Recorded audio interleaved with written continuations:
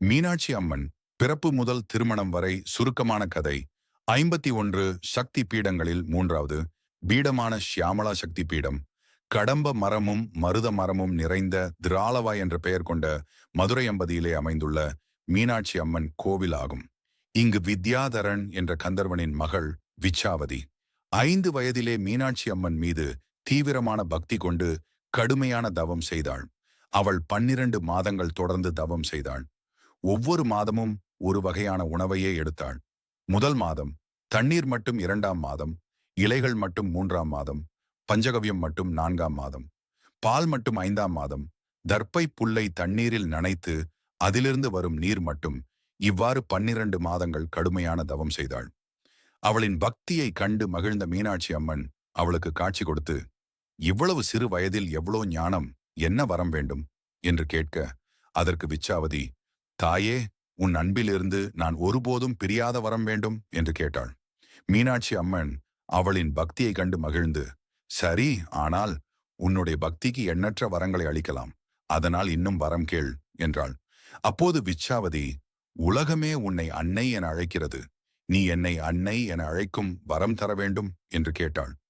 அதை ஏற்றுக்கொண்ட மீனாட்சி அம்மன், நீ அடுத்த பிறவியில் சோழ மன்னனுக்கு மகளாக காஞ்சன மாலை என பிறப்பாய். பின்னர் பாண்டிய மன்னன் மலையத்துவஜனை திருமணம் செய்வாய். குழந்தைக்காக நடத்தும் யாகத்திலிருந்து நான் உனக்கு மகளாக பிறப்பேன் என்றாள். அதன்படியே விச்சாவதி காஞ்சன மாலையாக பிறந்து சோழ மன்னனின் மகளானாள். பின்னர் பாண்டிய மன்னன் மலையத்வஜனை திருமணம் செய்தாள். மன்னருக்கு நீண்ட காலம் குழந்தை இல்லாததால் வருத்தம் ஏற்பட்டது. முனிவர்களின் ஆலோசனையின்படி 99 அஸ்வமேத யாகம் நடத்தி 100வது புத்திரகாமேஷ்டி யாகம் நடத்துகிறான். யாகத்திலிருந்து 3 வயது சிறுமியாக மீனாட்சி அம்மன் தோன்றி காஞ்சன மாலையை அம்மா என்று அழைத்தபடி மடியில் அமர்ந்தது. அவளை கண்டு மன்னர், இறைவா, நாட்டை ஆள ஆண்மகன் இல்லையே, உலக நியதிக்கு அப்பாற்பட்டு 3 தனங்களோடு பிறந்துள்ளதே என வேதனை வயுற்றார். அசிரீரி ஒலித்தது, நின் திருமகளை மைந்தன் போல் வளர்த்து தடாதகை அங்கேர்கண்ணி என பெயர் சூட்டுவாய்.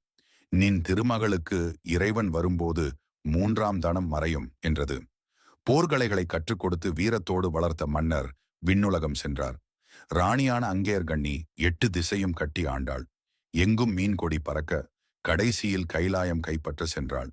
அம்மனை பார்த்த நந்திதேவர் தவத்தை பாதியில் நிறுத்தி சிவனிடம் சென்று, எவராலும் கட்டுப்படுத்த முடியாத பெண் வந்திருக்கிறாள் என்றவுடன் எம்பெருமான் அம்பாளை கண்ட தருணம் 3ஆம் தனம் மறைய, அதுவரை வீரத்தை வெளிப்படுத்திய அன்னை மீனாள் முதல் முறையாக நாணத்தை வெளிப்படுத்தி சிவனை வணங்கி நின்றாள்.